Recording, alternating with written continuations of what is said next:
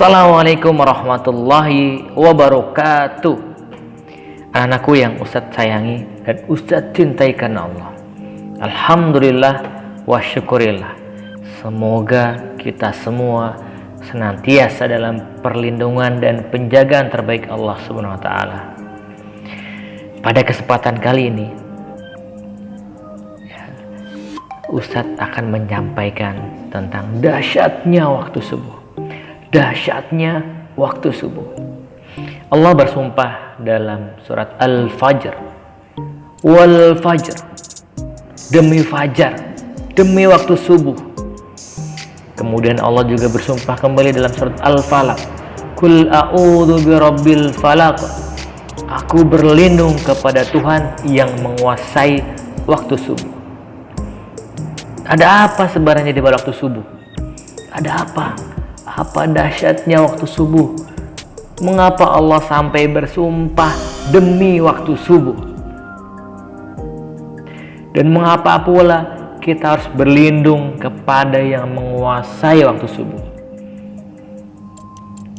Apa dahsyatnya waktu subuh? Apakah waktu subuh sangat berbahaya? Ya, ternyata waktu subuh memang benar-benar sangat dahsyat. Waktu subuh itu lebih kejam dari kawanan perampok bersenjata api. Waktu subuh bisa lebih menyengsarakan dari derita kemiskinan. Waktu subuh bahkan lebih berbahaya dari kobaran api yang disiram bensin. Jika ada sekawanan perampok yang menyatroni rumah kita dan mengambil paksa semua barang yang kita miliki, emas, perhiasan, semua dirampas, uang dirampas, laptop, mobil. Nah, bisa dibayangkan bagaimana pedihnya hati ini menerima kenyataan itu. Tapi ketahuilah, sebenarnya waktu subuh lebih dahsyat daripada perampok itu. Sebab jika kita tergilas waktu subuh sehingga melalaikan sholat fajar dan sholat subuh, maka kita akan menderita kerugian yang lebih besar dari sekedar kehilangan barang-barang tadi, laptop, emas, mobil, perhiasan. Kita bahkan akan kehilangan dunia dan segala isinya. Ya, ingat, 2 rakaat sholat fajar sebelum subuh lebih baik dari dunia dan segala isinya. Hadis riwayat Muslim. Waktu subuh juga bisa lebih menyengsarakan dari sekedar kemiskinan di dunia. Sebab bagi orang-orang yang tergilas waktu subuh, terlewat waktu subuhnya sehingga mengabaikan sholat subuh berjamaah di masjid, maka pada hakikatnya mereka lah orang-orang yang miskin sejati. Dan barang siapa yang sholat subuh berjamaah, maka ia bagaikan sholat semalam suntuk. Bayangkan, sholat semalam suntuk adalah sholat yang dikerjakan mulai dari tenggelamnya matahari sampai terbitnya fajar. Fantastis. Sholat selama 10 jam dan kurang lebih sama dengan 150 kali sholat. Jadi betapa dahsyatnya fadilah sholat subuh. Ya, apalagi sholat subuh berjamaah khusus buat kamu anak laki-laki. Ya, buat anak laki-laki dahsyat jika dia sholat subuhnya berjamaah di masjid. Dan betapa malangnya orang yang tergilas waktu subuh, orang-orang yang mengabaikan sholat subuh berjamaah di masjid. Waktu subuh juga lebih dahsyat dari kobaran api yang disiram bensin. Mengapa demikian? Ya, karena Rasulullah telah bersabda bahwa orang yang tidak mampu melaksanakan sholat subuh berjamaah, kedudukannya setara dengan orang munafik. Sesungguhnya tidak ada yang dirasa berat oleh seorang munafik kecuali melaksanakan sholat isya dan sholat subuh. Ya, sekiranya mereka tahu akan luar biasa dahsyatnya pahalanya, niscaya mereka bakal mendatangi masjid untuk sholat berjamaah, sekalipun harus datang merangkak-rangkak. Hadis riwayat Muslim. Orang yang tergilas waktu subuh sehingga tidak mampu mendatangi masjid untuk sholat berjamaah, sesungguhnya adalah orang yang dalam keadaan terancam bahaya, karena dirinya disetarakan dengan orang munafik. Sebab ancaman bagi orang munafik adalah neraka jahanam. Sesungguhnya Allah mengumpulkan orang-orang munafik dan orang-orang kafir di dalam jahanam. Quran surat An-Nisa ayat 140. Bukankah jahanam lebih berbahaya dari sekedar kobaran api yang disiram bensin? Nah, dahsyat sekali. Anak-anakku yang Ustadz sayangi dan Ustadz cintai karena Allah, agar kita tidak merasakan gilasan waktu subuh yang lebih kejam, lebih dahsyat dari perampokan, agar kita tidak terkena gilasan waktu subuh yang lebih menyengsarakan dari derita kemiskinan, dan agar kita tidak terkapar gilasan waktu subuh yang lebih berbahaya dari kobaran api,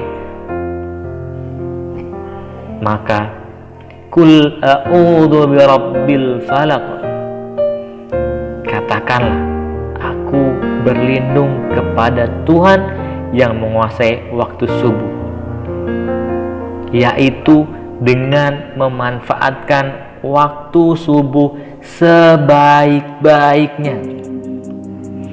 Lakukanlah sholat sunnah atau sholat fajar sebelum subuh, dan sholat berjamaah di masjid, terutama bagi laki-laki.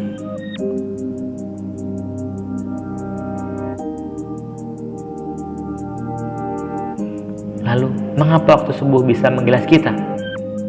Sebab kalau kita tidak mau memperhatikan, sesungguhnya waktu subuh adalah waktu yang paling berat buat kita yang ingin beribadah. Kenapa begitu? Iya, karena waktu subuh adalah saat paling tenang, sehingga pas buat menenggelamkan diri dalam tidur nyenyak, mimpi indah. Ditambah lagi suhu udaranya masih dingin, ya, tarik selimut rapat-rapat. Tapi yang paling berbahaya ialah kalau kita sampai kena kepung pasukan iblis yang mengencingi telinga kita agar tidak bisa mendengar panggilan as-salatu khairum minan naum. Salat itu lebih baik daripada tidur. Ya. Ketika itu iblis tuh ngencingin telinga kita biar kita nggak dengar, dan meniup-niup mata kita biar rasanya kayak dilem, nempel, berat buat buka mata. Kayak dibebanin, wah, beban jutaan ton berat, nggak bisa melek, susah melek. Nah, begitulah suasana waktu subuh dan hasil daya upaya pasukan iblis.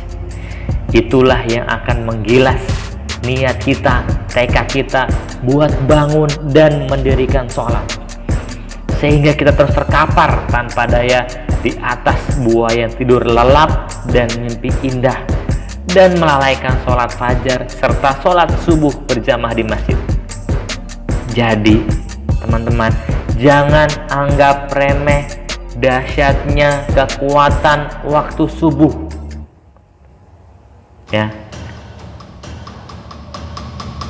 Jangan anggap remeh kekuatan waktu subuh,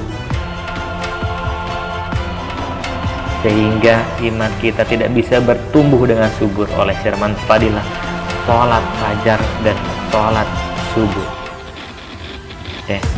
Mulai hari ini kita niatkan dalam diri kita, kita berjanji dalam diri kita, kita berdoa mohon kepada Allah, ya Allah, bangunkan aku esok hari sebelum subuh, agar aku bisa menunaikan sholat fajar dan sholat subuh berjamaah di masjid buat yang laki-laki. Tentunya supaya bisa bangun subuh, teman-teman tidurnya jangan terlalu larut malam. Maksimal jam 9 sudah istirahat, sudah tidur. Oke, semoga Allah beri kemudahan buat kita semua, memberikan perlindungan buat kita semua agar kita terlindungi dari dahsyatnya waktu subuh. Billahi taufik wal hidayah. Assalamualaikum warahmatullahi wabarakatuh.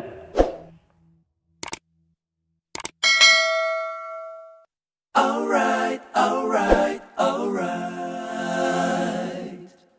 Okay, okay, okay.